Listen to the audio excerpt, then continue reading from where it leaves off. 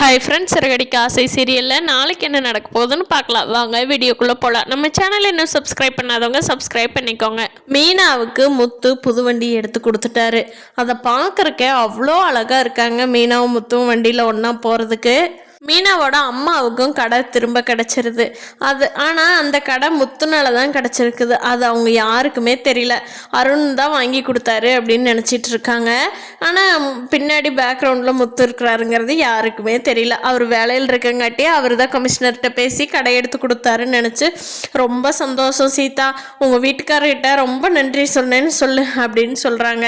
சீதாவும் இதை பற்றி அருண்கிட்ட வீட்டில் பேசிகிட்டு இருக்கிறப்போ அருண் சொல்கிறாரு, நான் அன்னைக்கே சொன்னேன்ல சீதா, உங்க வீட்டுக்கு ஒண்ணுனா நான் வந்து முன்னாடி நிப்பேன். நீங்க தான் முத்து முத்துன்னு தலையில தூக்கி வச்சு ஆடாதீங்க, சரியா? அந்த முட்டாள்னால எதுவும் ஆகாது அப்படிங்கிறாங்க.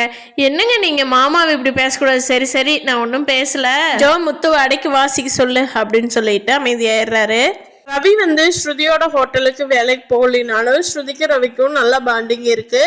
அதை வந்து ஸ்ருதியோட அம்மா அப்பா கெடுத்து விடாம இருந்தாங்கன்னா சரி, ரோஹிணியோட சேர்ந்துக்கிட்டு முத்துவோட அப்பா தான் எல்லாத்துக்குமே கரெக்டான கைடன்ஸ் கொடுத்து கரெக்டாக யாராருக்கு எந்த நேரத்தில் ஹெல்ப் பண்ணணுமோ கரெக்டாக பண்ணிகிட்டு இருக்காரு. விஜயா ஒருத்தருக்கு ஒரு மாதிரி இன்னொருத்தருக்கு ஒரு மாதிரி தான் எப்போவுமே பார்க்குறாங்க. பார்க்கலாம் ஃப்ரெண்ட்ஸ். ரோஹிணி சீக்கிரம் மாட்டினா நல்லா இருக்கணும்னு நினைக்கிறவங்க நம்ம வீடியோவை லைக் பண்ணிக்கோங்க. இந்த வீடியோ பிடிச்சிருந்தா சேனலை சப்ஸ்கிரைப் பண்ணிக்கோங்க. தேங்க்யூ.